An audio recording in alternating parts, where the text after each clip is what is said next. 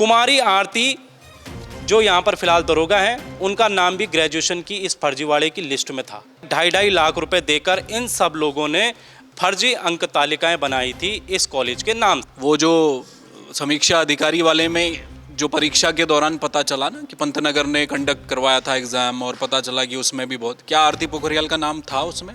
ऐसे अधिकारी जो आपकी खुफिया विंग में कार्यरत हैं और फर्जी तरीके से डॉक्यूमेंट बना रखा है, अगर आपकी खुफिया विंग में ऐसे लोग होंगे तो फिर कैसे आप जो है राज्य की जो सुरक्षा है वो आप कैसे हाथों में आपने रखा है? तो फर्जी दरोगा भर्ती में अगर था तो उसमें तो लंबी जांच हुई, और जांच के बाद क्या ये फर्जी दस्तावेज उस जांच टीम ने नहीं पकड़े उस वक्त, क्योंकि वो तो आप नौकरी कर रही हैं, इसका मतलब उनको क्लीन चिट दे दी गई है। डीजीपी को जरूर इनको दंड देना चाहिए, डीजीपी को इनको तत्काल इनको जो है बर्खास्त कर देना चाहिए। चेतावनी देकर भी कहते हैं अगर नहीं करोगे तो फिर हम क्या करेंगे वो आपको भी मालूम नहीं होगा। –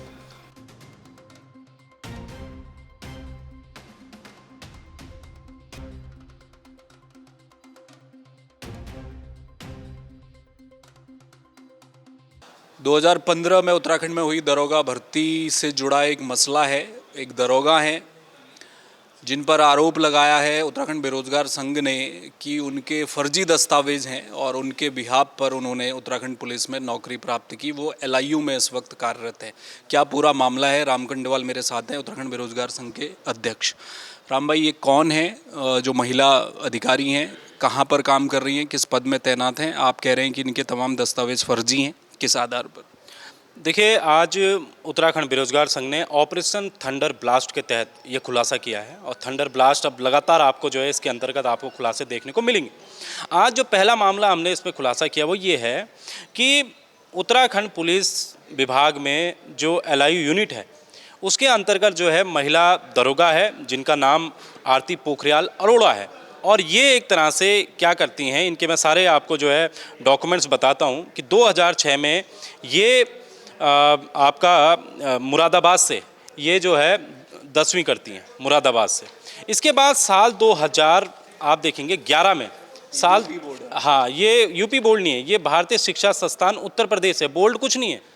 ये हमें भी नहीं पता क्या बोर्ड है, पर सिर्फ नाम है भारतीय शिक्षा संस्थान उत्तर प्रदेश। और ये अगर आप देखेंगे तो इसमें ये 10+2 करती हैं। कहाँ से? आपकी इसके बाद ये चली जाती हैं आपकी इलाहाबाद, और 5 साल बाद ये जो है 12वीं करती हैं। ठीक है, इलाहाबाद से ये करती हैं और नाम ये रहता है इनकी। अगर आप सर्टिफिकेट देखेंगे तो ये इनका सर्टिफिकेट है, और इस सर्टिफिकेट में लिखा रहता है भारत सरकार, गवर्नमेंट ऑफ इंडिया, शिक्षा मंत्रालय और शिक्षा विभाग। जबकि अगर आपकी कोई भी आपके पास भी डिग्री होगी, उस डिग्री में आपके बोर्ड का नाम होगा कहीं पर, या तो CBSE लिखा होगा, या तो उत्तराखंड बोर्ड लिखा होगा, या तो उत्तर प्रदेश बोर्ड लिखा होगा। यहाँ पर कहीं पर भी आपको जो है ऐसे किसी बोर्ड का नाम नहीं है। और 3 बोर्ड का नाम है, भारत सरकार भी है, वित्त मंत्रालय भी है, शिक्षा विभाग भी है, जबकि ये किसी को ऐसे परमिशन नहीं देती है।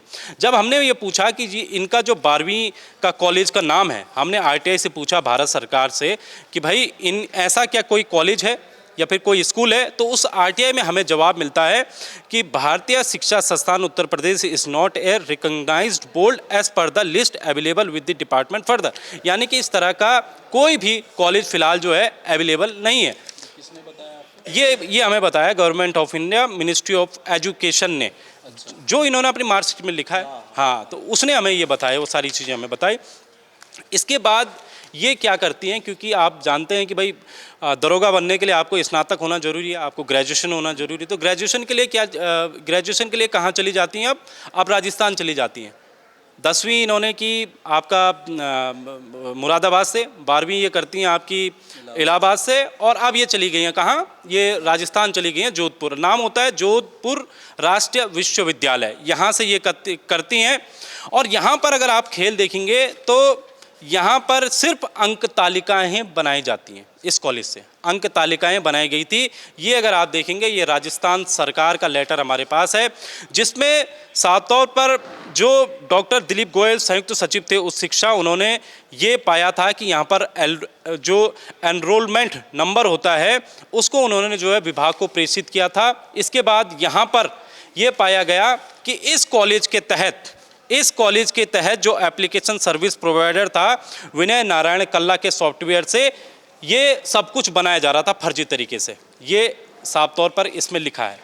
अब जो एसटीएफ, एसओजी और राजस्थान पुलिस की संयुक्त टीमों ने जो जांच किया, उसमें कुमारी आरती जो यहाँ पर फिलहाल दरोगा हैं, उनका नाम भी ग्रेजुएशन की इस फर्जीवाड़े की लिस्ट में था।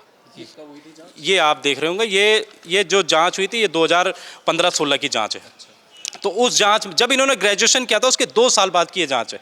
तो यहाँ पर इनका अगर आप जो सर्टिफिकेट नंबर है उसको अगर आप मिलाएंगे तो ये पूरा सर्टिफिकेट नंबर मिलता है एसटीएफ के जांच रिपोर्ट में।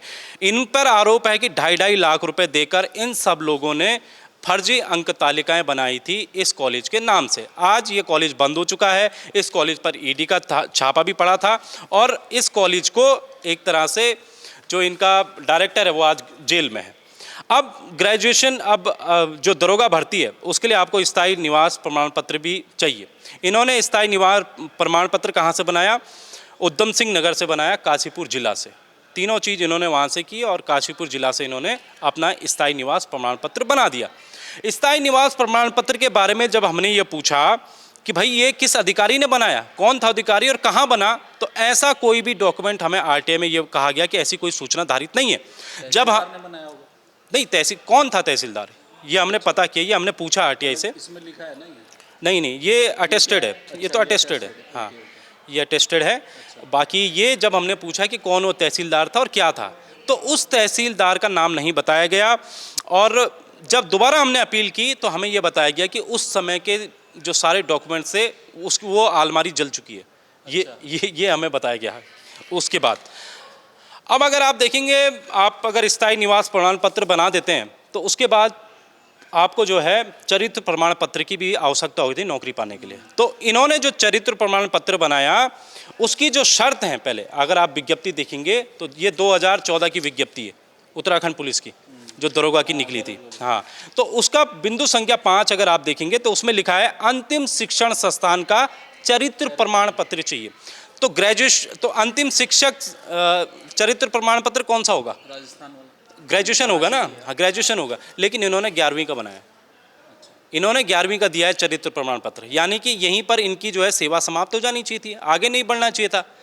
इसी के लिए हमने फिर आरटीआई लगाई और हमने ये पूछा कि इनका जो डॉक्यूमेंट वेरिफिकेशन है, आखिरी बार डॉक्यूमेंट वेरिफिकेशन होता है जब आप ज्वाइनिंग से पहले जाते हो, उस समय डीबी होता है, डॉक्यूमेंट वेरिफिकेशन होता है। तो हमने कहा है कि वो कौन अधिकारी थे जिन्होंने जो है इसका डॉक्यूमेंट वेरिफिकेशन किया, तो उसका जवाब भी हमें मिलता है। उसके जवाब में ये लिखा रहता है कि ये अगर आप देखेंगे कि कर्मचारियों की नियुक्ति के समय दस्तावेजों को सत्यापित करने वाले अधिकारी कर्मचारी का नाम व पदनाम कार्यालय में धारित नहीं है।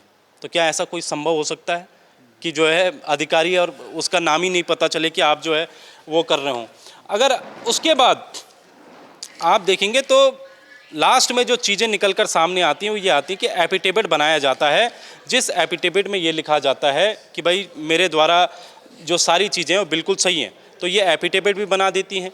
उसके बाद भी चीज़ें नहीं होती हैं। ये अगर आप देखेंगे तो ये बिंदु संख्या 10, इसमें लिखा है कि मेरे द्वारा संलग्न की गई सारी जानकारी पूर्णतः सही है, ठीक है। उसके बाद यहाँ पर 11वां बिंदु संख्या भी अगर आप देखेंगे तो यहाँ पर लिखा जाता है यह है कि आवेदन पत्र में उल्लेखित यदि कोई बात असत्य पाई जाए अथवा किसी सत्य को छिपाया गया हो तो मुझे बिना शर्त उत्तराखंड पुलिस से तुरंत पृथक कर दिया जाए तथा वैधानिक दंड दिया जाए जो मुझे मान्य होगा। तो भाई आपके तो सब कुछ फर्जी है फिर तो, यानी कि आप सरकार को और खासकर उत्तराखंड के जो डीजीपी हैं, डीजीपी को जरूर इनको दंड देना चाहिए, डीजीपी को इनको तत्काल इनको जो है बर्खास्त कर देना चाहिए। ये जो दरोगा भर्ती थी, ये जो आरती पोखरियाल का हम नाम ले रहे हैं, ये जो दरोगा भर्ती घोटाला हुआ था, वो जो समीक्षा अधिकारी वाले में जो परीक्षा के दौरान पता चला ना कि पंतनगर ने कंडक्ट करवाया था एग्ज़ाम और पता चला कि उसमें भी बहुत, क्या आरती पोखरियाल का नाम था उसमें? फर्जी दरोगा भर्ती में अगर था तो उसमें तो लंबी जांच हुई और जांच के बाद क्या ये फर्जी दस्तावेज उस जांच टीम ने नहीं पकड़े उस वक्त, क्योंकि वो तो अब नौकरी कर रही हैं, इसका मतलब उनको क्लीन चिट दे दी गई है? नहीं, देखिए उस समय जो जांच इनकी हुई थी वो ये थी कि आए नकल करके पास हुए हैं या नहीं हुए हैं। जांच इस चीज़ की हुई थी, जितने भी दरोगा उसमें बाहर हुए थे वो इसी फॉर्मूले के तहत हुए थे कि जो है पेपर पहले से पढ़ा गया था या नहीं पढ़ा गया था, क्या चीज़ें हुई थी, लेकिन ये वाली जांच नहीं हुई थी। इनके जो डॉक्यूमेंट्स की जांच है वो नहीं हुई है। तो डॉक्यूमेंट्स की जांच के लिए हाल फिलहाल में शिकायत की गई है इसके डॉक्यूमेंट्स की, लेकिन उसको शायद अभी 2-3 महीने हुए हैं, लेकिन अब तक कार्रवाई नहीं हुई है। शिकायत किसको की? देखिए, पुलिस के अधिकारियों को शिकायत की गई है, किसी व्यक्ति द्वारा शिकायत की गई है, लेकिन हम उत्तराखंड बेरोजगार संघ अपने स्तर पर ये चाहता है कि हम आज डीजीपी से मिलें। हम जा रहे हैं, डीजीपी के पास जाएंगे और डीजीपी से कहेंगे कि भाई ऐसे अधिकारी जो आपकी खुफिया विंग में कार्यरत हैं और फर्जी तरीके से डॉक्यूमेंट बना रखा है, अगर आपकी खुफिया विंग में ऐसे लोग होंगे तो फिर कैसे आप जो है राज्य की जो सुरक्षा है वो आप कैसे हाथों में आपने रखा है। तो इसके अलावा हम जो है जो गृह सचिव हैं शैलेश बगोली जी, उनसे भी हम मिलने का आज प्रयास करेंगे और उनके समक्ष भी हम सारी चीज़ें आज रखेंगे। इनसे कोई बातचीत हुई आपकी आरती पोखरियाल से इस पूरे मैटर में? देखिए, ऐसी इनसे कुछ बातचीत नहीं हुई है। आरती पोखरियाल से क्या बातचीत करनी है, उससे उनके सारे डॉक्यूमेंट तो फर्जी हैं। हम बातचीत तो डीजीपी से करेंगे, बातचीत हम जो है गृह सचिव से करेंगे।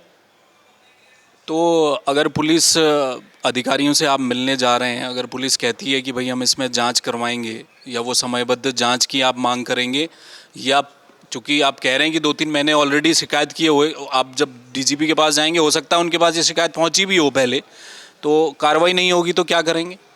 देखिए, कार्रवाई नहीं हुई तो उत्तराखंड बेरोजगार संघ की शैली क्या है इस प्रदेश, पूरा प्रदेश जानता है। नहीं हुई तो हम डीजीपी ऑफिस के बाहर बैठ जाएंगे, एक दिन उठाएंगे, दूसरे दिन बैठ जाएंगे। इसके अलावा कई और तरीके पता हैं उत्तराखंड बेरोजगार संघ के कि वो क्या क्या कर सकता है। इसीलिए जितना जल्दी हो सके इन पर कार्रवाई कीजिए, इनको नौकरी, और ये पूरे राज्य हित में। और अगर आप चाहते हो कि भाई राज्य हित में चीज़ें सही चलें, प्रदेश से फर्जीवाड़ों करने वाले जो है दूर भागें, तो आपको जो है ऐसी कार्रवाई करनी पड़ेगी। और साफ शब्दों में चेतावनी देकर भी कहते हैं अगर नहीं करोगे तो फिर हम क्या करेंगे वो आपको भी मालूम नहीं होगा। आपने कहा ये थंडर ब्लास्ट है, इसकी शुरुआत हो रही है, तो और भी बहुत सारे ऐसे मामले हैं, वो क्या उन पर भी काम कर रहे हैं? बिल्कुल, उन पर काम कर रहे हैं और काम लगभग शुरू हो चुका है। ये पहला था हमारा, लेकिन अब हम दूसरे मुद्दे पे तब कूदेंगे जब तक इस पर कार्रवाई नहीं हो जाती, क्योंकि पहले इस पर कार्रवाई होनी ज़रूरी है। हमारे पास मुद्दे बिल्कुल चीज़ें हमारे पास हैं, हमने टीम लगाई हुई हैं, कई टीमें हमारी जो है काम कर रही हैं ऑपरेशन थंडर ब्लास्ट के तहत, और कई डॉक्यूमेंट्स हमारे पास आ चुके हैं। सबसे पहला जो डॉक्यूमेंट्स था वो इनका था, और इसके बाद जो है नेक्स्ट जो प्रेस कॉन्फ्रेंस होगी वो बहुत जल्द उसके जो है हम अनाउंस करेंगे, लेकिन जब तक इनको हटाया नहीं जाता। बहुत शुक्रिया, धन्यवाद। तो ये थे राम कंडवाल। देखिए, इस पूरे मामले में ये बेरोजगार संघ का पक्ष सामने आया, जो भी कागज डॉक्यूमेंट इन्होंने पेश किए हैं उन्हें फर्जी बताया। आरती पोखरियाल से मैं कांटेक्ट करने की कोशिश करूंगा, उनसे भी हम बातचीत करेंगे, वो क्या कह रही है हम उसे भी आपके सामने ज़रूर लाएंगे। लेकिन बड़ा सवाल ये है कि जिस दरोगा भर्ती में पहले बड़े आरोप लगे कि नकल हुआ, जो हाकम सिंह जब पहली बार गिरफ्तार हुए उसी मामले से तार जुड़े हुए नज़र आए, लेकिन उसमें भी सारे जो दरोगा थे वो बहाल कर दिए गए, क्योंकि जांच हुई और जांच में क्लीन चिट मिली होगी तभी सरकार ने बहाल किए होंगे। तो क्या जिस समय वो जांच चल रही थी नकल को लेकर, क्या उस समय इस तरह से जो जितने दरोगाओं पर आरोप लग रहे थे, क्या उनके डॉक्यूमेंट्स देखे? क्या वो जांच टीम ने वहाँ तक जांच टीम गई? अगर देखे थे तो क्या उन्हें फर्जीवाड़ा पता नहीं चला, या फिर वो क्लीन चिट दे चुके हैं? ये बड़े सवाल हैं। डीजीपी के पास जाने की बात कर रहे हैं राम कंडवाल। देखते हैं पुलिस के अधिकारी, चूँकि शिकायत पहले हो चुकी है, या अब इनके कहने के बाद जांच बिठाई जाएगी, ये वक्त बताएगा। कैमरामैन मयूर उपाध्याय के साथ हेमभट्ट, जय भारत टीवी। आप देख रहे हैं जय भारत टीवी।